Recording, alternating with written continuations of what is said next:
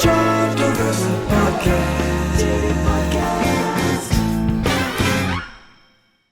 I would rush home from whatever party or whatever gig, and I'd try to catch Letterman every night. And at that point, it was the first 2 years I was here was on at 12:30, and then it moved to CBS was on 11:30. That was Paul Schaefer's sensibility and Dave's sensibility, which I think is musical, actually. I think even though he's not musical at all, I think their banter is musical. It's just like a gig to me. So I learned that time. That's Jimmy's template, too. Jimmy Kimmel's template is Letterman. So I learned pretty early on, if you want to accompany something on live television, you got to jump in. You got to just believe that that's the right thing. Jeff Babko, my dear friend. Jeff and I grew up together during our high school days and college days. And I've watched Jeff become one of the premier studio session players, and everyone wants Jeff to be in their band because he makes everything better musically and he makes the vibe better. He's just one of those people that you want to be around all the time, and I think you'll see that, how infectious that is in our talk here today. Jeff Babko.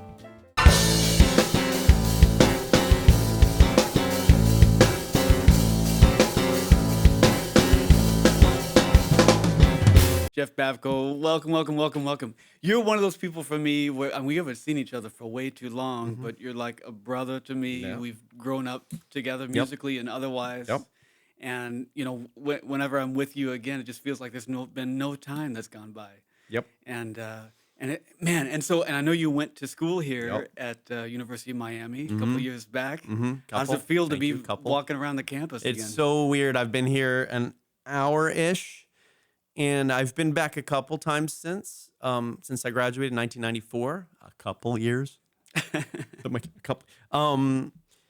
This is the weirdest. And I don't know what that is. I think I came back and did a clinic in 2006.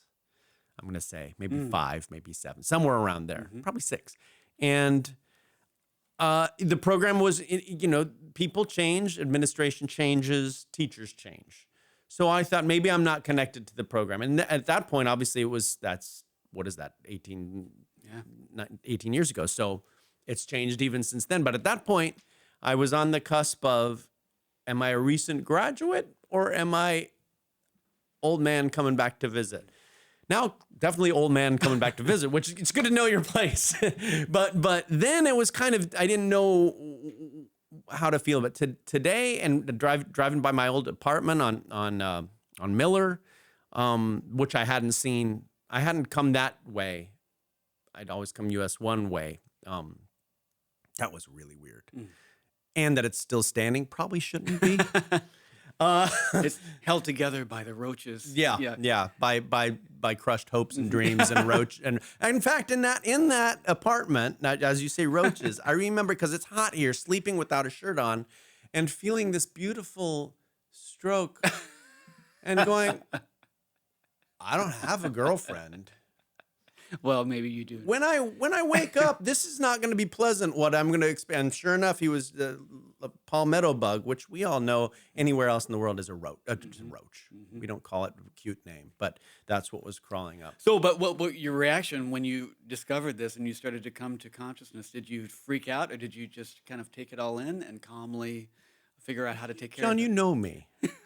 Well, I don't know. In that situation, deeply. I don't know. I don't think I shrieked like a cartoon with the mouse. I don't remember how I reacted. I remember not being that surprised. Did you grab a broom? Did you grab a shoe? Yeah.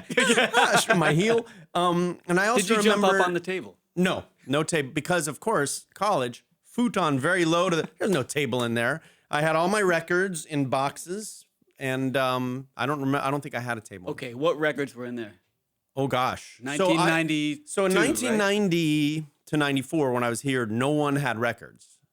So I was considered the weirdo with record, but everyone loved coming over to listen to records, even then, because there was a place called CD Solution on US 1 that had used CDs. So we'd all go over there with whatever money we had and buy used CDs, because that's the only way to discover music. And they had really, I don't know where they were getting it, but you could get Schofield CD. Like they had jazz, like weird M-bass CDs and stuff, and they were like $7. So Right. everyone had those, but no one had records. And I'd brought probably maybe 5 boxes of records from LA here in my Nissan pickup truck, which you would have known. I had some really, I remember buying a Telly Savalas record at a flea market here, which was always popular to spin at parties. But I had, like Chet Baker, You Can't Go Home Again. And I had Chick Corea, Friends and Crystal Silence. I had, what else do I remember spinning? All the typical whatever I could buy cheap in LA. And then there were a couple stores here but I wasn't buying that much vinyl. That was one thing that always impressed me about you is that the amount of music that you ingest and absorb. Yeah, it's amazing.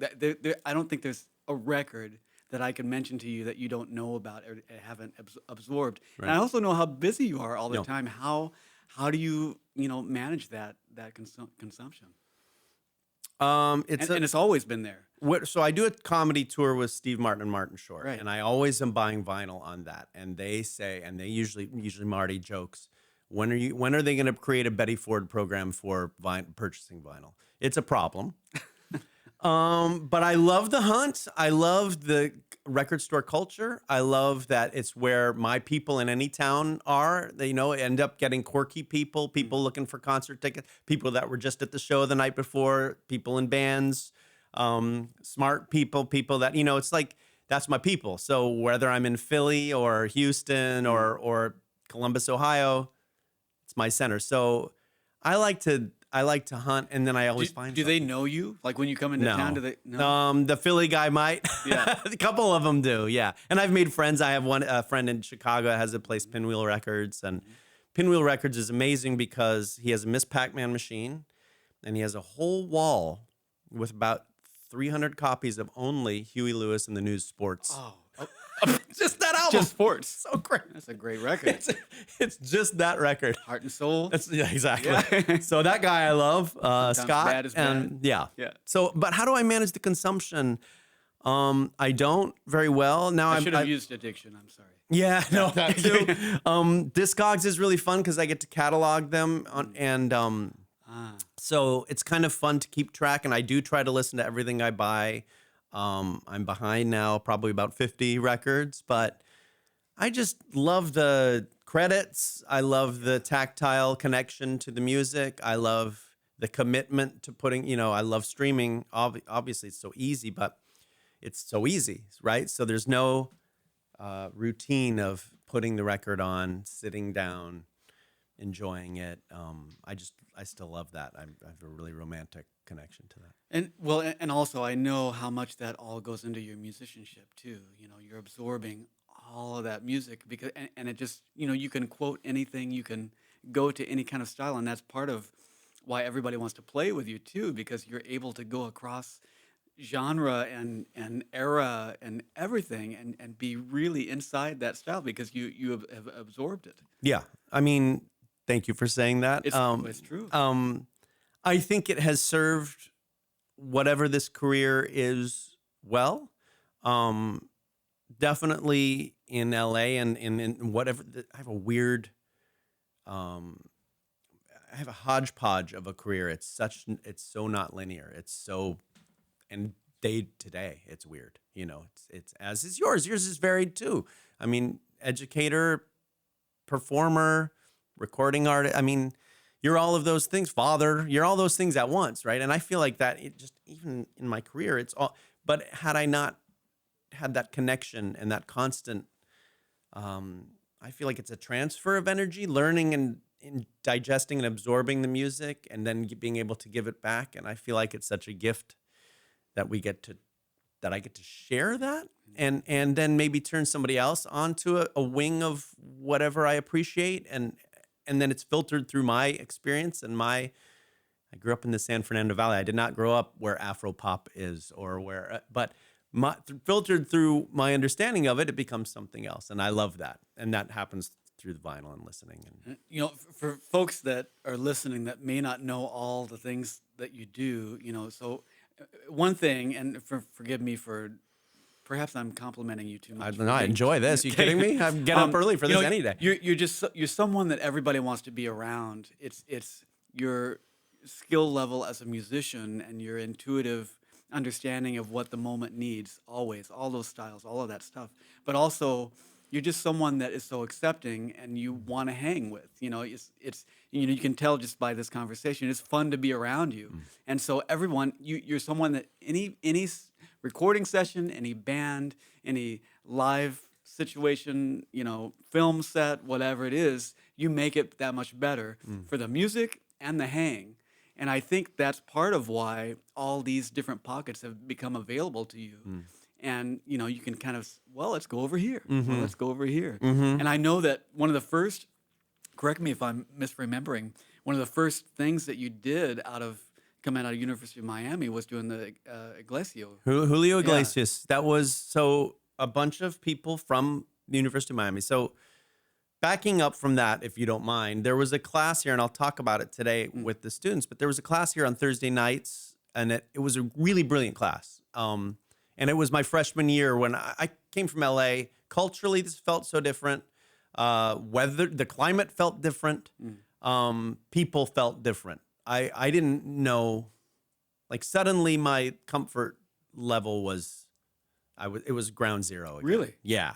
Shy. And that's kind of who I am. It's still a new situation. It's like, I don't know what the temperature is here. So I don't know how to be yet. And that was definitely true here. Girls, all that stuff was just like, I don't know who. I could have a hard reset and recreate myself, which people do, which kind of probably did. Also was older, but that Thursday night class I got accepted into my freshman year, first semester. And it was a great class because the composition students, I think it was the graduate students, had to write songs for commercial music, contemporary music, not straight ahead. The engineers had to record it and the musicians had to read it and play it. And you had 3 takes to nail it. And it was like fusion, or it was like appropriate for advertising. It was like commercial music. I loved that class because it really prepared me for what I wanted to do. But also the guys and gals that wanted to lean into contemporary music, which at that point in 90, you were kind of hardline jazz or not. Right. Right? You it was a weird time for us that appreciated. Yeah. Now it's cool. But it seems like it. But very strict divide. Yes. Young Lions time. You don't listen to rock radio. You don't listen to pop radio. You don't listen to R&B. Like, we were hardline. So at that point, these were kind of my people that Thursday night. And there was a guy, Dan Warner, who I have to bring up because he was like my brother, and we lost him a few years ago. And he was playing guitar. And he had a rock guitar. He had a Blue Jackson guitar with a pointy headstock.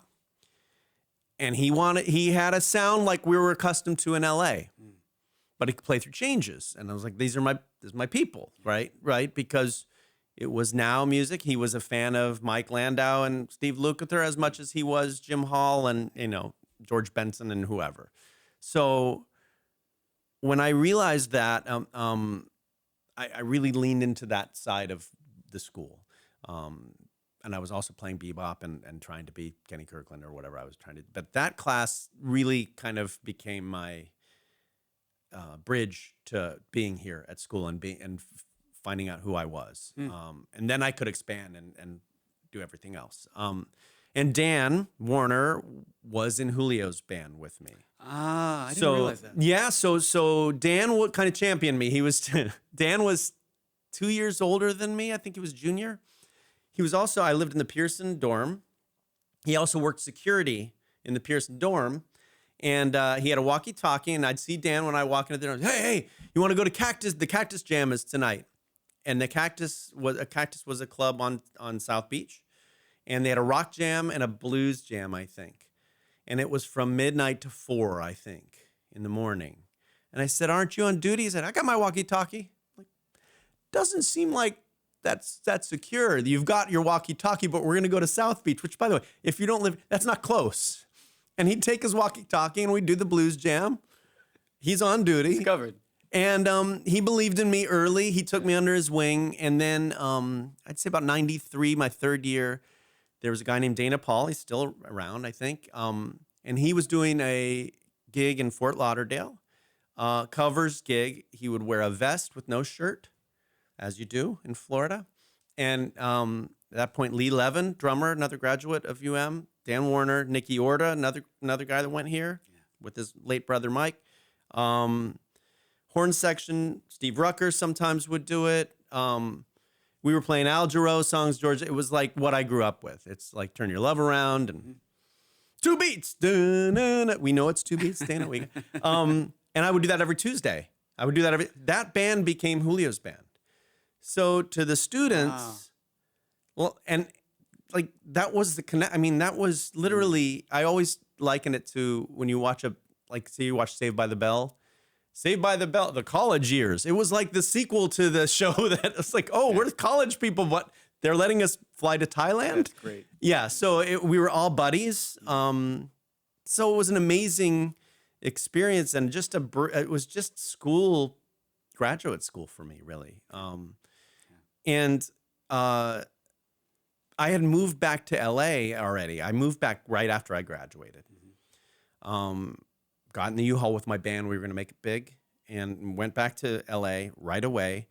And those Julio people called and they said, "You're the guy for this gig, but you don't live here. He wants Miami guys, but they're auditioning in Vegas. Would you at least try?" And this is August. I graduated in May, so this is only a couple months out. I think we were playing. You were, We did the record. We did you played at my Misfits of Silence. Yes, thank you. Thank you for remembering. I'll hold for applause. And I went and I got the gig, and then that was it. We were off to the races. But only because of my school guys, and only because I found that kernel of what felt right to me, and I just went, and then somebody believed in me, which was Dan. Yeah. So pretty cool. That's amazingly cool. Yeah. And then were you with Simon right after that? Simon Phillips, yes. So with Julio Iglesias, we toured the world. I learned a lot. Tell me about that. Oh my God. Not all good. I wasn't. I reacted to Julio's proclivities and unpredictability as an employer, sometimes with varying degrees of composure, shall we say. I reacted against it. There was a guy that that did the gig, that gave up the gig, and which is why it opened up for me. But he wanted still to get money from the gig and wanted to keep his foot in there. So he kept coming back. And so I'd just get off of a leg of the gig suddenly. I'd have it in my books.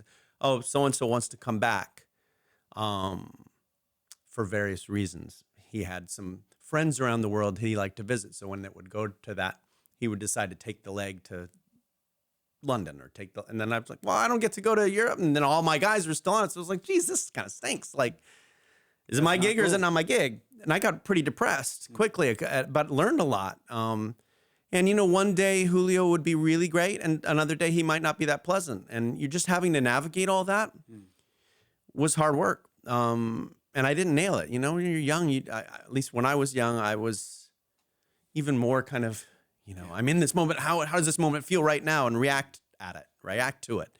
And then, so 96... 2 years in, Lee Levin, the drummer, who's still here in South Florida, doing great things. We were just texting yesterday. He had a CD, we had to have CDs then, of Roger Daltrey live at the something with Simon Phillips on it. He also had Simon Phillips' first solo CD. And we were in Salt Lake City on the road, and he loaned them to me across the hall. We were in the hotel. And I'm listening to him. This is great. Mitch Foreman, our friend, and Simon left a message that night. I picked up my messages because I had a voicemail in LA, and he said, I've been doing a tour, and I'm planning this tour, and Mitchell Foreman, unfortunately, is not available. So he's recommended you highly, but I've not heard you. Is it possible to have a meeting when you're back in Los Angeles? And I was like, you gotta be, this is like crazy. Like, talk about synergy and stuff, and absolutely. So he came over to my apartment in Sherman Oaks. He came up the stairs. I had a roommate who had a giant Chewbacca cardboard cutout. It was definitely a young adult apartment. And Simon came to look mortified. Oh my goodness. And he saw back to the record. He came into my room and saw my record collection. And his words are, "We're going to be fine."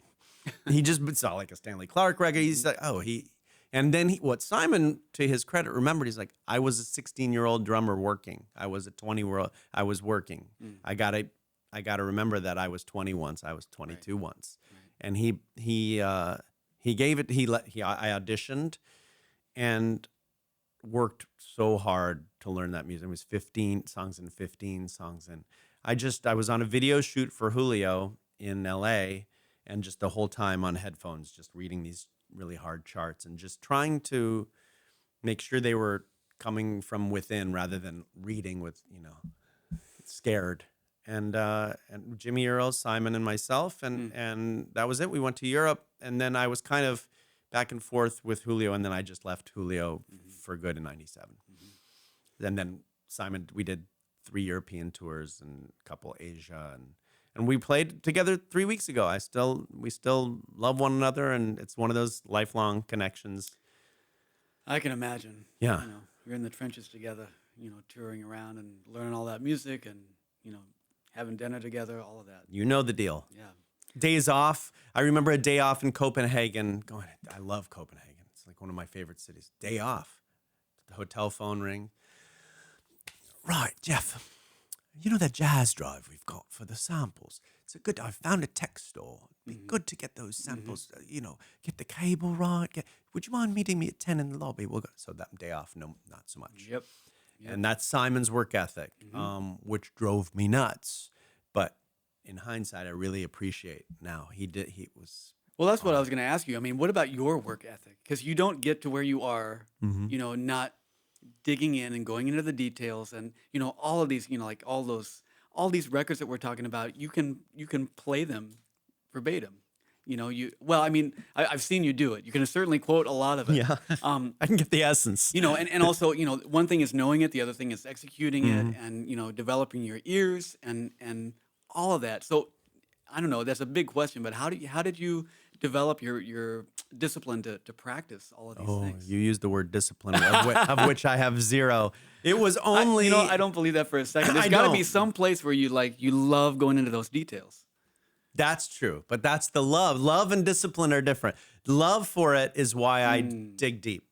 I love food. I would eat way too much of the food I love if my stomach didn't have other plans. It's the same with music. But the discipline I wish I had more of as far as practice, regime, and the daily, the discipline. It's funny. I've been thinking about discipline a lot these last couple of weeks, and I wish I had more when I was here. I wish I had more now, but the now part, the excuse is there's not enough time. Right. My wife's a classical violinist. She's really great about, for that world, the vibration, and for your world with chops, the vibration and she said, if you don't practice, you don't have the sound. You'd lose the sound. You don't have that, and so you can't. Bob Shepard and I were talking about Freddie last night. You don't put your horn and with discipline on your lips, it doesn't come back. That ship sails. With piano, a little different. It's right there. You can go plunk out notes and you take 2 weeks off and come back. But as far as how to learn all that music and be able to spit it out, it's just that I love music too much, and it's like a language that I love sharing and breathing in and breathing out. It's like we said, it's a two-way transfer, which is the best part of it. So whatever I get to digest, let's share it. Well, so that's a beautiful takeaway, right? Is to find, whatever that love is and harness that, because that's the only fuel that's going to last going through to those deeper parts where you really have to dig deep. Well, and I think it's the part that connects with people. I think that's what they feel. And music is interesting, and one can appreciate it on a cerebral level, right? But does one feel it? Maybe. But for me, it's always been about the feeling. And out of COVID, I was asked to help open this venue in LA. And I was like, no one's playing live. I don't really want to play live. No one's out in the world. But I wanted to help these people. They're good people. So I put a band together. Steve Ferroni, Sean Hurley. It was a good band. And everyone, everyone was available because there was not work really happening. Mm-hmm. And I remember these people coming. It was outside. People coming. It was West Adams. Great little place. And they were coming in and they looked like zombies that they heard the music and it was really weird. And I thought, gosh, I was thinking selfishly, I'm not ready to take a gig, but these people needed music. Yeah. Yeah. That was an incredible responsibility that I felt really honored to have. Just playing silly, feel-good music, but these people didn't realize they needed it. I didn't realize they needed it. That was really cool. I had a very similar experience, too. I remember the first gig after having not played all that time. Yeah. And I mean, a couple of things, but I remember the first live gig. Mm-hmm. And it was kind of like I don't know if I really want to do this. Yeah, right. And we were out of shape with that thing. It was in a church, like a little jazz series that they had going on, and people were spaced out, one person on a pew, and it's like, really? Yep.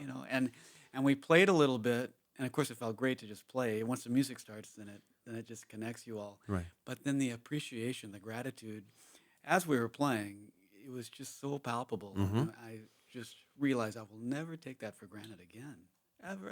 Well, it's good to say it so we remember it, because it's sometimes it's easy to just get back on the train and just kind of, all right. I mean, hey, listen, every night we would play at the Potato, I would be like, oh my God, I'm so tired. You were so tired, yeah. I don't think I can do another one, and then we get there and it's like, this is why I'm alive. This is why I'm here, is to get to do this. It's you go through that same cycle I do every time. Totally. Well, that's all real stuff, know? It's no fun lugging gear. It's no fun. Yeah, every time I put a Fender Rhodes in the car, I'm like, how old are we? We're doing. Mm-hmm. But you're right. That all washes away in 1 second. First note that you play. And also it's the collaboration, right? With and that shared experience with 3, 4, one other person. It's like, it just feels like nothing else. Love. It's all love. It is all love. And I wish I had the discipline part. Working on that. Work in progress. I think you're doing all right, Jeff. From where I stand, it seems like it's just, juggling, trying to manage time and family, and which I want to talk about that in a little bit too. Mm-hmm. But I want the folks to know just a little bit more about your story, because eventually then you started doing these live TV shows, talk shows. Mm-hmm. And so what was that path for you? So we were playing a little bit in the late 90s, you and I. In 99, I was touring with Robben Ford. Oh, were you on the gig, the gig that Robben sat in at the Potato? No. Might have been before you came back. Right before I got there. So Robben and I were playing a lot, 99, and I got pretty burnt out that summer, to be honest. Sorry, Robben. But just a lot of blues festivals is like just hit and run. Robben playing just to talk about a direct connection to your instrument. It was like, there were nights where he was just, I couldn't believe we'd do this 1-chord vamp, and it was like, is this what it felt like when John Coltrane was like? You just felt like he has ideas. He could do this for 30 minutes, and that's good. So that happened summer of 99. I was supposed to do a tour with Peter Himmelman, and I get home, and our friend Toshi Yanagi, guitar player that John and I used to play with, I still play with, I went to coffee with him when I got back from Europe. I had dyed my hair blue because I was so at the Jazz Cafe in London. I was like, look at me. I'm going to rebel against what I think. Yeah, I just thought I'm going to claim me back. So I went in the bathroom at the Jazz Cafe and I dyed my hair blue. And came back and I had coffee with Toshi and I said, what are you doing? And he'd already done one talk show. He'd done the Vibe show. Yeah. I remember when he was on Vibe. The Vibe show, right? So he says, well, I'm doing this new talk show, Martin Short show. The houseman is like, and me, I'm always, how do you keep getting these shows? And what do you have to do? And he said, what? I said, who's in the band? Of course, we're always like, who's doing it? And he says, well, so-and-so and so-and-so. He tells me Peter Michael Escovedo, Sheila's brother, is music directing it. I said, I know Peter. We'd done a Simon record together, actually. So I get home and there's a call on this voicemail or whatever, and it's Corey Mason. Did you know Corey Mason? Yeah, Drummer. absolutely. I don't know where. If he's out there, thank you. By the way, you need to put out a record of all your voicemails over the years. I know. I Wouldn't that be great? Them. It's so crazy. Snapshot. I save them now. So Corey said they're looking for a keyboard player at the Martin Short show, and I said, Green. I said, no, those spaces are taken. I just talked. He said, they've been untaken. Oh. That doesn't sound good for somebody. So I went right over to center stage. I had actually auditioned right before you got there. So yeah, I went out, and Will Kennedy was playing. I knew the whole band. I didn't know the bass player, Rhonda Smith. Oh wow! So she was on that on the first. She was on. Yeah, it was Will, Rhonda, Peter, Michael, Toshi, and a guy named Milton Nelson was playing the kind of orchestration parts because Marty does a lot of Broadway. Right. And I went in, and I knew the whole band. I'd been doing Brandon Fields gigs with Will, and Right. so everyone was like, "What are you doing?" Because no one really knew the guy had been let go. Babko, why are you here? And you don't know what to say because you're a plate. I'm just calling in. And then Mike Short, Marty's brother, was auditioning, just like this. I was sitting at the piano. He's sitting there. So Marty does this character, Jackie Rogers. What do you talk about? Being able to, I had been watching so much Saturday Night Live and SCTV. I was like, I see. It's like, sir, this is literally me revisiting my VHS tapes. What do you want? I could play. Do you want me to do the theme song he does from that? And he's kind of going, this guy's has a problem. He's clearly mentally ill. And I knew all his sketches just because I was a fan. And okay, it was great. So they had a couple other things. They called me back. Can you come back and play tonight? This is where I've gone wrong a lot in my career. No, I can't. I have dinner with my girlfriend. I can't go back tonight. I think that saved me a couple times because I seemed too cool. I was really just trying to honor my commitments. I think people took it as, wow, he's really cool. He doesn't come back. Who knows what the truth is? Right. But they said, Marty wants to see you at CBS Television City tomorrow morning. Okay. Fine, I'm off the road now. I'm not doing. So I had a hat on for the audition for the video. I had a hat because of my blue hair. I had Marty calls it my Gilligan hat. I had a bucket hat, so they wouldn't see that the guy has blue hair. I'm like, well, I can't dye it. Like they called me to come now. I can't. So a hat, and then I walked to television seat. I have the hat on, and Marty's in hair and makeup, and he said, it's nice to meet you. Take the hat off. Take blue. He's like, well, that's fine. We thought you were bald. The great reveal. Yeah, we thought we didn't want a Paul Schaefer. We thought you were bald. We're fine. See you at 4, and that was it. And then that Rhonda and so that begot other ones. I did the Wayne Brady Show after that. That's right.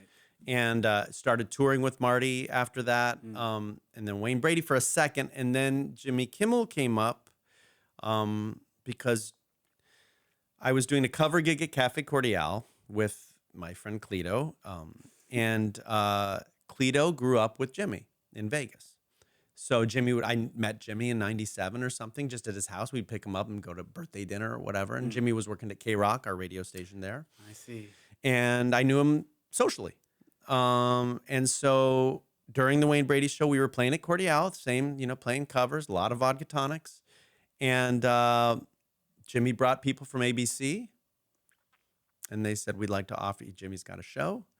I thought, wait, Toshi and I were at the Wayne Brady Show. We had to make a hard decision. Wow. Wayne's manager was Marty's manager, who I know, the great Bernie Brillstein, a legendary old school manager. You're through. Goodbye. He's like one of those guys, Left the show. They got very upset. Peter Michael, one of the beautiful things about Peter, the musical director, who's also at the Wayne Brady Show, I called Peter first because that's my allegiance. Yeah. You hired me. I called Peter and I said, listen, Toshi and I have an offer for the gym. We don't know what to do. It's late night. That would maybe be more fun than daytime. It might not have any legs. It might last 3 months. It's network, which is nice. We'd like to try it out, I think. And Toshi's English. He doesn't. So I had to be spokesman. Thanks, Tosh. Thank you. So I called and Peter Michael said, this is great. He said, I got 2 guys that need work. He said, more work for everyone. And it was the coolest. And he did. Everyone wanted a gig. He said, everyone working is a good thing. Great. understanding the situation. No, didn't freak out. Zero negativity. The studio got mad because it was a breach of contract. Then Wayne got mad. Then Wayne's manager got mad. We worked it out. Bernie Brillstein, the manager, wouldn't speak to me.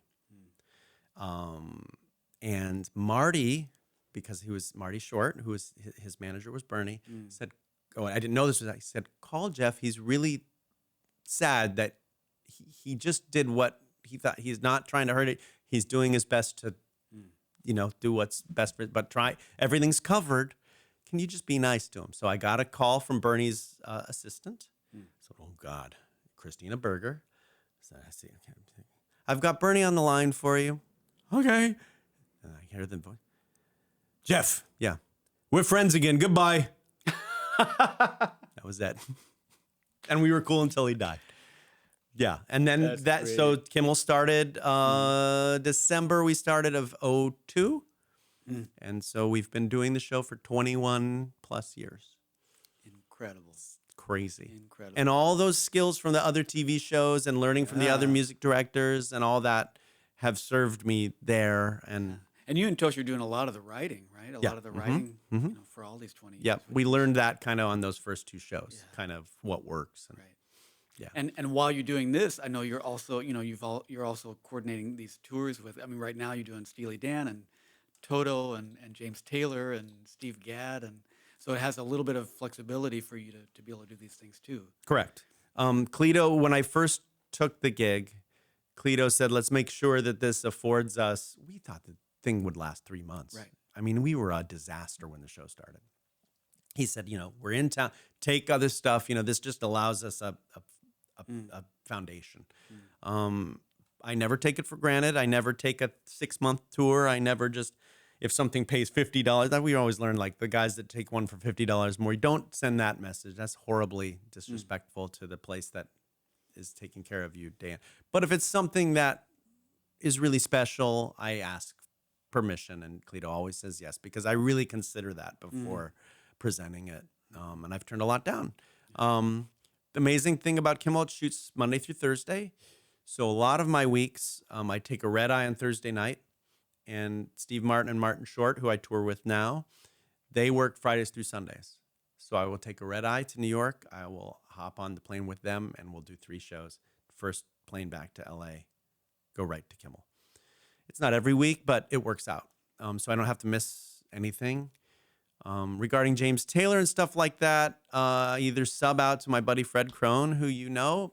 Fred's been there doing the show for me 14 years. He's a brilliant guy. He's got a great comedy mind. He knows exactly what to do. They know him. So, and he's being a composer, he's in town. He doesn't tour. So usually he can work it out to do the show. So it's really the best possible scenario. What about that comedy mind? You're so great at that, being right under and ahead of what needs to happen. I know part of it is just intuitive, right? But and other of these things just come after all the experience. But what do you think what does it take to be in that chair, to sit in that chair and react to everything? At Kimmel, it takes, so when I was here at Miami, I would rush home from whatever party or whatever gig, and I'd try to catch Letterman every night. And at that point, it was, the first 2 years I was here, it was on at 12:30, and then it moved to CBS, it was on 11:30. That was Paul Schaefer's sensibility and Dave's sensibility, which I think is musical, actually. I think, even though he's not musical at all, I think their banter is musical. It's just like a gig to me. So I learned that time, that's Jimmy's template too. Jimmy Kimmel's template is Letterman. So I learned pretty early on, if you want to accompany something on live television, you got to jump in. You got to just believe that that's the right thing. And that's what Paul did it. Paul's a personality on the show. Yeah. I'm more a personality on the Martin and Steve show, but I'm a character. There I have to play a character of, and you'll learn this not that far off, kind of a dull pianist.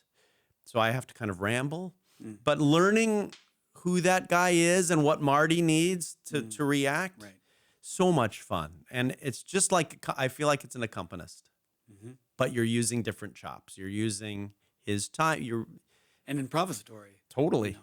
It's so fun, and I feel like it's just an extension of talking about studying records, studying television, and studying. I didn't know I was doing homework. I just loved it. Right.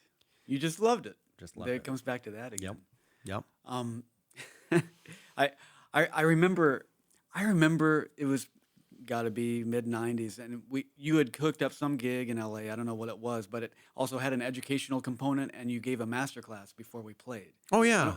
I don't really remember what it It was was. probably maybe something my dad's school or something. Maybe it was at one of his high school. My dad's a jazz Likely. teacher. Yeah. Probably was something like that. Yeah. But I remember one of the things that you were opening with was, when I started my career, I thought I was going to be Kenny Kirkland, and then it just went like this, But all those skills are the improvisatory nature of it is, and the hipness, and you have to be so smart. You have to be so smart to react to all these I things. eked by that one somehow. But it all goes in, right? I think awareness, though, more than anything, like being aware, and that's something that. And trusting your instinct, like you were saying. That's right, and being unafraid to dive in, which is, you do it once, and if you get now, that doesn't always work. Like Julio Iglesias, going back to that, and I'm in Fort Lauderdale right now. We were going to make a live record with the young band because he had the new young band.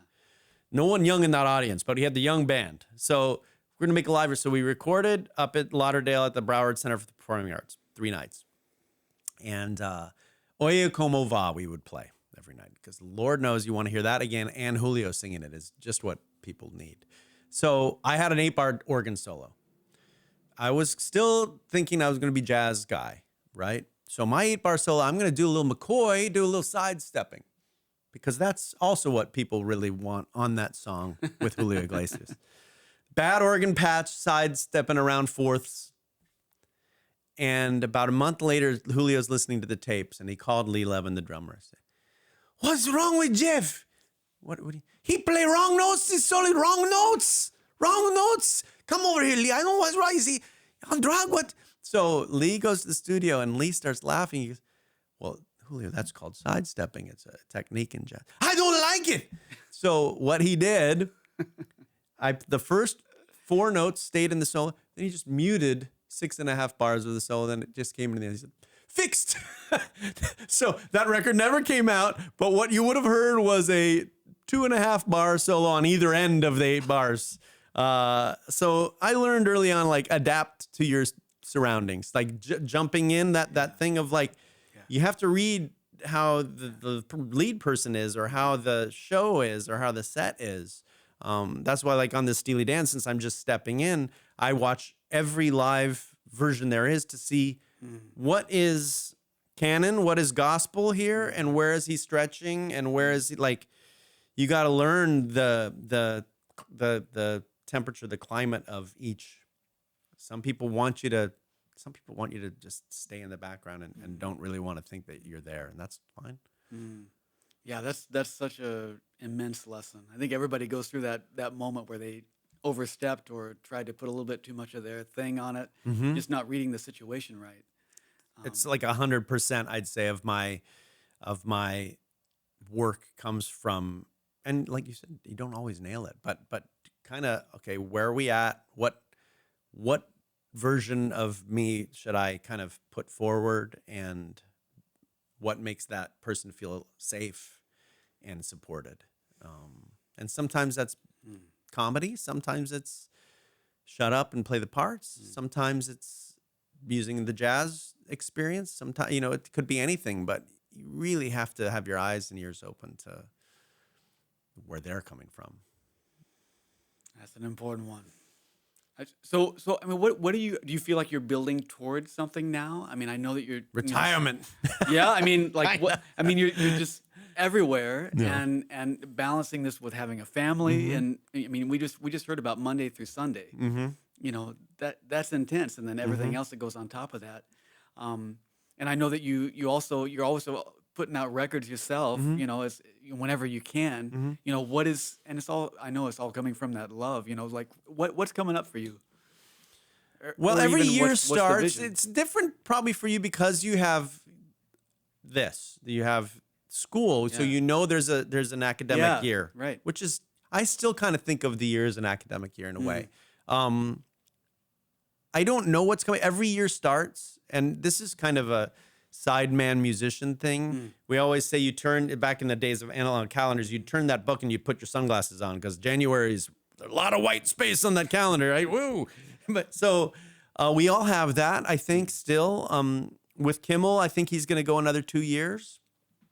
Some of the folks in the crew are and cast are writers are scared. I've always thought it's any situation. It's the last gig. It's the last month of my gig. When I bought my first house, it was like, well, what if I lose the gig in 3 weeks? Then how am I going to get mortgaged 6 months from now? Live my whole life like that. So every time I turn that page to January, like this year, I thought I was going to be, I told my wife the other day, it's going to be a slow year, I think. Well, I told her I thought that in January, and I was fine with it. Like these days, because my wife is smart with investing our money, which is something that is like literally has to be a component of your life. If you're a freelance musician, you have to. I didn't have any of that before I met her. Is that right? She said when we first started dating, "I'm noticing your bank." She's English too. You know, I hear a lot of the English. Noticing the bank. Would you mind if I took a look at the bank and took care of it? Mind? Can I hand you up? And a lot of, this is sad to say, but a lot of male-female relationships, the male doesn't want, I don't want that woman to touch my monies. I was like, please touch all of it, do whatever. I don't know what I'm doing. I know how to, I'm never late with my rent or my mortgage. I'm never late with a car payment, but beyond that, it's hand to mouth, pretty much an inflated version of that. So because of that, she was interested in property and all these kinds of things. So that really has afforded us to not stress so much. But by no means are we independently wealthy or anything. We're just kind of trying to see, we have somebody help us with financial planning. So because of that planning for the future, I'm kind of a incremental that way. I try to see the stone versus the pile, versus the mountain. The year's busy. Steve and Marty have booked, Steve, Martin Short have a bunch of dates, probably have 30 dates. Kimmel goes year round. I've done a bunch of, I still do movie scores and records and stuff, and all that's always kind of running in the background. It's like apps running in the background all the time. If that dries up, which it will slow down. I'm not the new guy. I'm kind of this. I was in a band with this guy, Drew Taubenfeld, who's a wonderful guitar player, also a music director for young bands and things. And Drew wanted to put together a band to play at the Fox and Hounds in Studio City. Really? Yeah. This is a couple of years ago. He's, I'd like to put a band together with you. So that sounds fun. He said, I got this guy, Matt Musty. He's a great drummer, plays in the band Train now. Who do you want on bass? And I said, how about John Button? I haven't seen John in a long time. John plays in The Who. And he said, that'd be great. Yeah, 2 young guys and 2 seasoned vets. So, I heard you, Drew. Two seasoned vets. John, you're the seasoned vet, baby. And it was one of those moments where you go, I'm seasoned vet now. Yeah. So whatever becomes of career for seasoned vet is cool. You just have to kind of go, I'm not battling anybody for this. If you like a version of what I do, let's make music. If not, no hard feelings. There's plenty of people doing this. Isn't that wild, that changeover? You're always the youngest person in the band forever, and then it seems like one day, wait, I'm the oldest person. Yeah. You're somewhere in the middle, and then, there's like a 30-year gap there. That's right, and it's right. It's not a 4-year gap; it's a 30-year gap. Yeah, that's right. It just happens like that. Yeah, and then all of a sudden you're almost in this mentor role, which you, I think, were born to do, in a way. You coming from your dad, I think you had a great example, right, of sure. Passing the torch and sharing knowledge. And I think that probably helps you here. For me, I don't know. It took a second, but I really love it now. Like I love when somebody says, I know this record from 25 years ago. It's so weird. Right. Well, you're gonna get to do it later today. You're gonna give a master I'm class for excited, our yeah. students. Yeah, I think it's gonna be really great. I want them to feel your energy and that love that just transcends. That's all it is. I mean, you have to have the information, the data, you have to have the stuff to share. But beyond that, why would you share it if it's not from, like I always say to parents or to young musicians, like if there's a choice, don't do music, do video production. Do anything but that. If you have an option, and this is not to say music is bad, it's the opposite. It's like it's so precious, so hard. Like that will be your only path if that's what you want to do, and you're not going to take an alternative. That's what you're going to do. Whether we like it, whether you like it or not, you're probably going to do that. But if you have something else you can do, by all means. Take that because we know people in LA that have musicians that have decided to do that, and music is still a huge part of who they are. No, it never goes away. Yeah.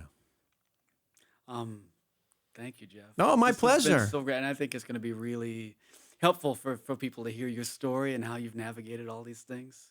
Still working on it. In progress. Yeah, work in progress. Can we play a tune? Yes, let's play a tune. Yes. Okay, let's try something. All Let's right. figure out what we're going to do. Okay.